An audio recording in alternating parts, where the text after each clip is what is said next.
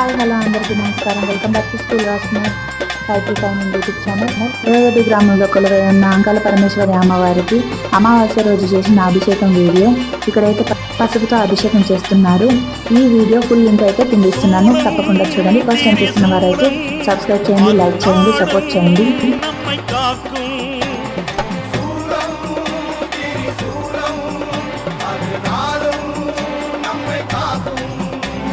வெற்றி சூலம் வீர சூலம் வேப்பிலை ஏந்தும் சக்தி சூலம் அன்னை சூலம் அழகு சூலம் அண்டி வந்தவரை காக்கும் சூலம் சூலம் திரி சூலம் நாளும் நம்மை காக்கும்